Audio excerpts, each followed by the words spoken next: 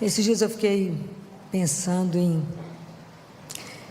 como é longo o caminho espiritual que nós temos que traçar diante de um tempo tão curto de vida que Deus nos dá.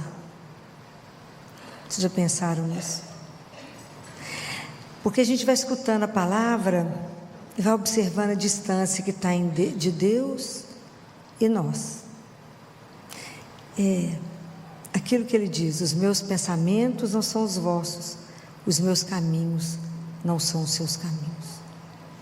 Quão distante, quão longo é o nosso caminho espiritual, no tempo de vida curto, 90, 100, é curto, para que a gente possa de verdade, ser transformado. Talvez porque a gente passou mais da metade da nossa vida entrando na igreja para assistir missa sem saber o que estava fazendo. Entrava e saía sem saber. Se alguém te perguntasse: o que o padre falou hoje na missa? Eu falei: não sei não. Qual foi o primeiro evangelho? Não sei qual evangelho. O que misturou com a segunda leitura? Primeiro, não sei, não prestei atenção. Entrou e saiu. E por tantas vezes fomos católicos de domingo, contentavam em vir à missa ao domingo. Confessar só uma vez por ano, que é o que a igreja pede, tá bom. Consciência zero da nossa transformação, zero. Isso me apavora, porque nós não vamos, sabe a sensação de que eu tenho, menino, caminhando sem noção do perigo? Os mais velhos aqui vão entender o que era o desenho animado do Mr. Magoo. Ceguinho, passava por cada perigo, impressionante, tudo, nada acontecia. Assim a gente andando, cego, sem despertar para a realidade espiritual. Nós ainda temos muita dificuldade em entender que o ser humano tem uma realidade terrena e espiritual. Nós ainda temos muita dificuldade de entender que somos corpo e alma. Nós nutrimos muito pouco a nossa alma. Nós não levamos ela a sério como levamos a vida profissional. Estou falando mentira? Não estamos, Vou só perguntar quanto tempo a gente dedica à leitura das coisas de Deus, quanto tempo a gente lê a palavra todos os dias, e a gente vai ficar envergonhado. Nós já estamos terminando setembro, eu fico pensando quantos livros de verdade teológicos nós lemos esse ano. É de chorar, que foi nada. Se você somar quantas horas você ficou na internet, você teria lido o livro. Mas é como isso não nos preocupasse. A gente não nutre a nossa alma, a gente não pensa no nosso caminho espiritual. Então, se a gente apertar a gente mesmo, a gente está com aquela fé lá do catecismo e não fizemos um progresso espiritual. Então, por isso que eu estou falando quão distante, quão longo é o caminho espiritual que temos que traçar, temos que viver em relação ao tempo que Deus nos dá. Então, quando Jesus, nesse domingo, eu já falei com vocês, toda vez que Jesus conversa com os discípulos, hoje Ele conversa comigo, conversa com você, porque hoje nós é que somos esse povo, somos nós hoje que continuamos o caminho. Então, quando Ele fala, Ele chegou naquela casa, sentou com os discípulos, quando Ele anuncia pela terceira vez que Ele vai morrer, que Ele vai ressuscitar, e eles estão preocupados em quem é o maior, quem é o mais poderoso no nosso meio que andamos com Jesus, quem é o mais poderoso, quem é o mais importante? Isso está em Marcos capítulo 9, versículo 30 a 37. Aí Jesus pergunta para eles: o que vocês estavam conversando? E eles ficaram mudos. Ele falou o que para ele? Essa doçura chamada Jesus, assentou com eles, e falou com eles: se alguém quiser ser o primeiro, que seja o último de todos e aquele que serve a todos. Quando Jesus diz assim: se alguém quiser ser o primeiro, é lícito ou não é lícito querer ser o primeiro? Vocês não podem ter dúvida disso. Não pode ter dúvida disso. Nós temos que ler a palavra de Deus e temos que entender o que Jesus quer dizer. Você pode ou não querer ser o melhor profissional? Sim ou não? Sim, claro que pode. Por isso Jesus pergunta, se você quiser ser o primeiro, qual o mal há nisso? Nenhum, ok? Nenhum. Você tem que ser a melhor professora que alguém encontrou na vida. Você tem que ser o melhor médico que alguém encontrou na vida. O melhor advogado, a melhor professora, a pessoa que melhor faz o bolo. Cada profissão nós temos que ser o melhor. Ok? Não tem nada de ilícito nisso. O que eu não posso? Eu não posso fazer com que isso seja uma arma para me oprimir alguém, para me fazer de uma autoridade em cima de alguém e desprezar o outro. Eu tenho que pegar a minha capacidade, do talento que Ele me deu e colocar a serviço dele e do irmão. Aí é que está a pega evangélica. Aí que é a diferença. O que você fez com esse dom que Ele te deu? Estar a serviço do outro. Estar a serviço de Deus. Aquilo. Como é que o Senhor me sonha hoje? O que o Senhor quer que eu faça contigo? O que o Senhor quer que eu faça por ti? Como é que eu faço com esse talento que o Senhor me deu hoje? Eu quero ser o melhor. Para quê? Para ser o mais famoso? Não. Para servir mais. Para aliviar mais a dor, aliviar o sofrimento, trazer uma alegria, melhorar a vida do outro, abrir caminho para o outro. Isso coloca a sua vida a serviço naquele talento que Ele te deu. Quantas coisas você pode fazer e só você pode fazer com aquele dom que Ele te deu? É muita coisa. É muita. Coloca a serviço. Comece a prestar atenção nisso, vocês vão ficar impressionados. Mas se no nosso meio, se no nosso coração tiver aquilo que Tiago falou, se você quiser ver, Tiago capítulo 3, e ele fala, mas se tiver inveja e rivalidade, tem não. Está vendo que a nossa conversão é longa? É difícil, porque se vocês estão num ambiente fechado de trabalho, se alguém desponta ou alguém é chamado a ganhar um cargo, o resto vai matá-lo. Estou falando mentira? Por que ele que foi chamado? Eu sou muito mais bacana. Então onde a inveja, a rivalidade de Deus está? Não. Nós somos filhos do mesmo Pai. Está vendo como é que o processo é difícil? Essa sabedoria do mundo não é de Deus, né? É difícil. Aqui está todas as desordens e todas as espécies de obras más. Quantos matam por ciúme, por inveja? Quantos tentam destruir o trabalho do outro, porque não fui eu que fiz? Qual é a consciência cristã? Qual é a consciência que somos filhos do mesmo Pai e que cada um de nós tem um talento a desenvolver? Qual é a dificuldade em descobrir que o outro tem um dom maravilhoso? Qual é a dificuldade? É porque o nosso coração é duro, é fechado. Nós vivemos para hoje, para aqui e agora. Não temos dimensão de eternidade. Não temos dimensão que somos filhos de um Deus que nos convida a viver uma vida que a gente não tem noção, não tem limite. Mas a gente fica preso no nosso nada, né? No nosso ateliê, na nossa segurança aqui. Está errado. Então, vocês imaginem a distância que temos nós e Deus. Em Deus não há orgulho, porque Ele é o que é, né, gente? Ele é abundância, né? Ele é o Todo-Poderoso, né? O orgulho está em nós, que nós temos que estar vivendo sempre em constância vigilância, porque nos incomoda o ciúme. Nós temos sempre vivendo com o olho estrábico. Eu estou de olho na minha coisa e de olho na conta do outro, na conta do Instagram do outro. Acorda, eu estava brincando com as minhas adolescentes, que elas desmaiam na escola, não comem, porque elas acordam e vão olhar o Instagram. O que vocês têm com a vida do outro? Nada. Então elas vão olhar o Instagram para depois arrumar o cabelo, depois maquiar, não dá tempo, chega na escola, não comeu, desmaia. É uma loucura, né? Mas porque não se olha, mas olha o outro, é o olhar estrábico, está sempre comparando a vida. Mas pensa, em vez de você perder tempo com isso, coloca a sua vida a serviço de Deus e do outro. Vocês vão ficar impressionados com o que Ele vai fazer, através de você. Então, como nós temos que trabalhar essas coisas em nós? Como eu olho isso aqui e falo, meu Deus, quanta coisa, né? Quando o Evangelho, a primeira leitura de segunda-feira, dizia assim, é tudo para a gente poder aprender, não fala misericórdia, Senhor. É misericórdia, né? Fala assim, não recuses um favor a quem dele necessita, se tu podes fazê-lo. E às vezes você pode fazer alguma coisa por outro agora que ele chegou.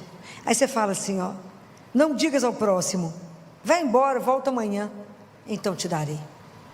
Cada vez que eu escuto essas coisas, eu tenho que parar e pensar, será que eu estou fazendo isso? Será que a pessoa chegou, me ligou, ou foi atrás de mim, eu falo, não, hoje não tem jeito, volta amanhã.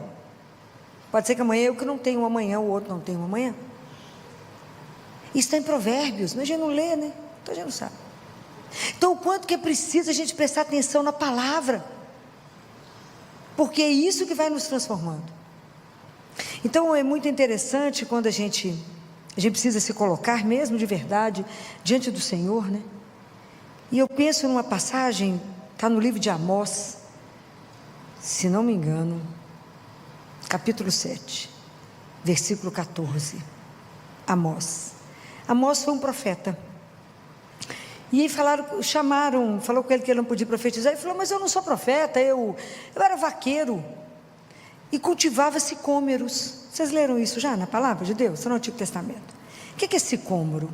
Sicômoro é uma árvore que dá muito fruto, mas é um fruto que não tem gosto de nada.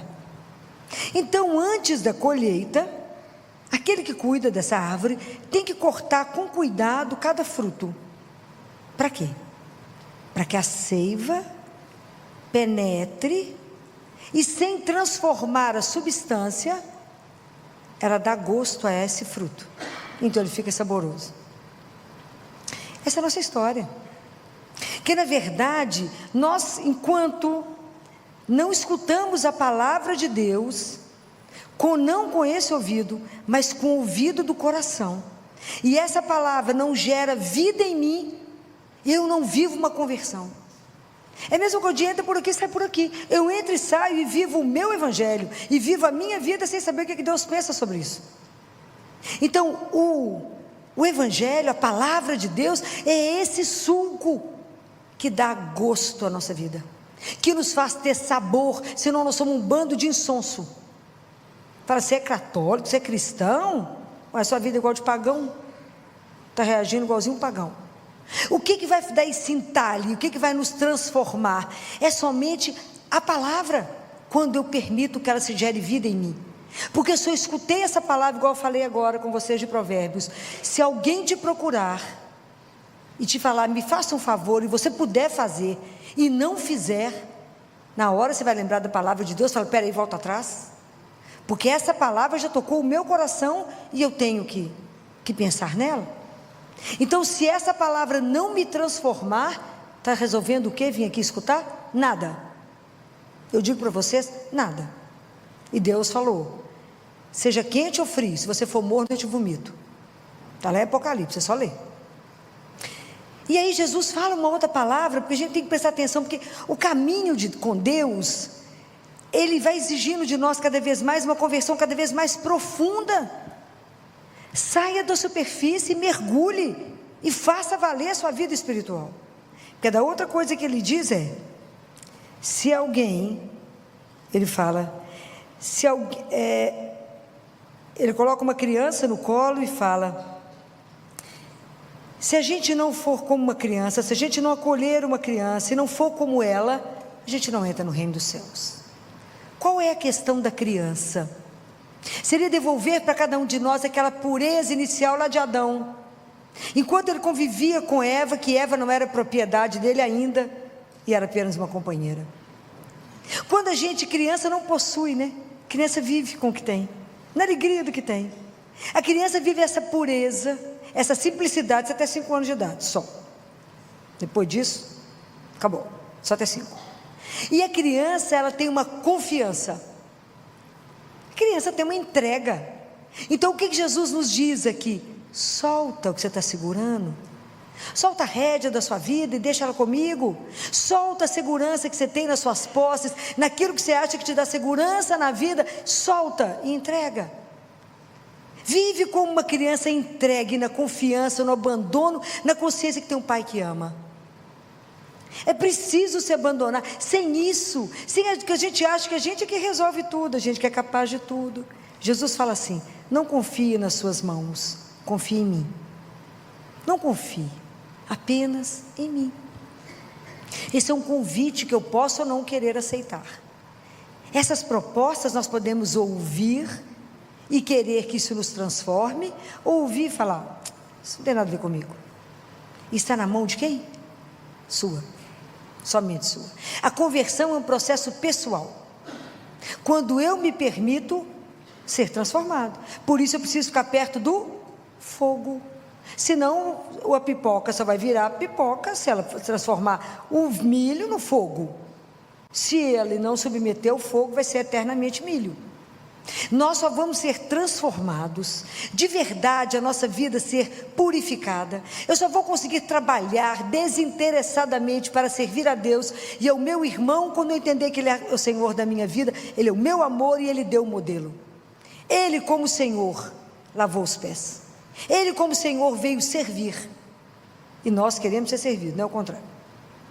É o contrário, é impressionante.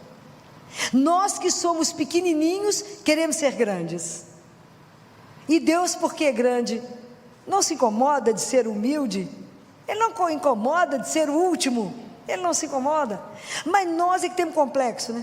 É pequenininho demais, quer ser maior, quer parecer maior aos olhos dos outros, quer parecer que é importante. Somos nada, absolutamente um pó. Já descobrimos que somos um pozinho amado, mas é um pó. Não deixamos de ser um pozinho. Mas precisamos tomar consciência. Somos o que mesmo? Estamos aqui a serviço de Deus. Eu lembro de um depoimento de uma alma do purgatório, não que ela falou comigo, viu, gente? É os livros, né, que a gente vai lendo. E que ela conta a história de uma lavadeira que fez tudo com tanto amor, que ela foi para o céu direto, sem escala. E gozava do céu. Nem purgatório, que a vida dela foi uma vida de doação. Quem sabe quem ela é? Ninguém. Quem viu a santificação dela, a santidade dela? Deus.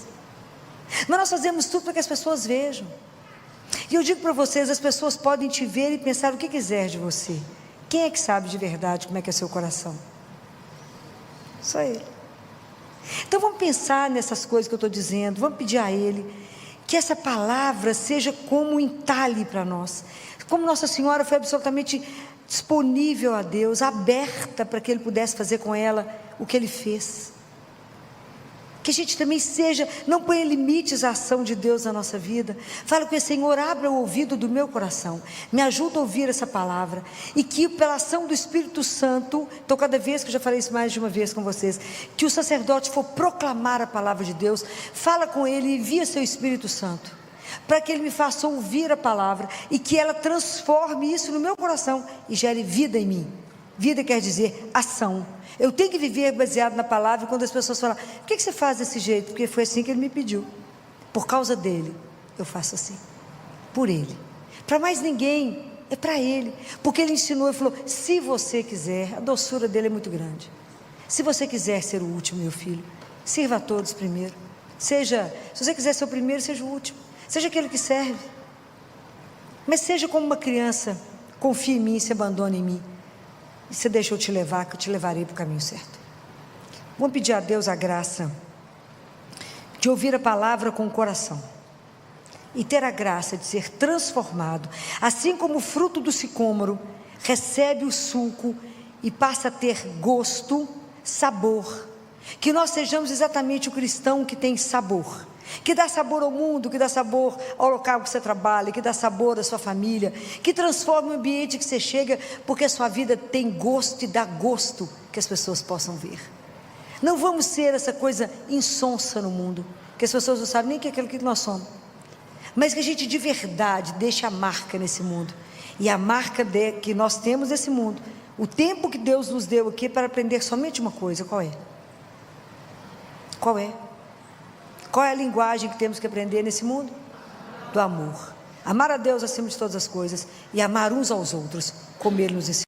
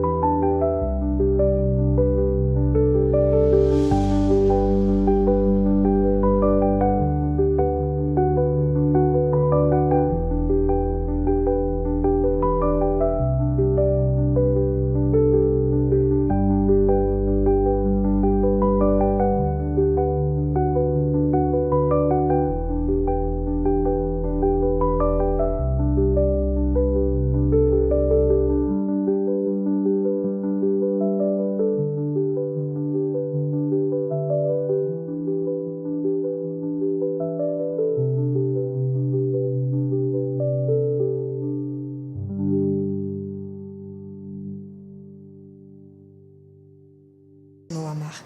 Que Deus nos conceda essa graça de sairmos e sermos cristãos de verdade. Louvado seja nosso Senhor Jesus Cristo.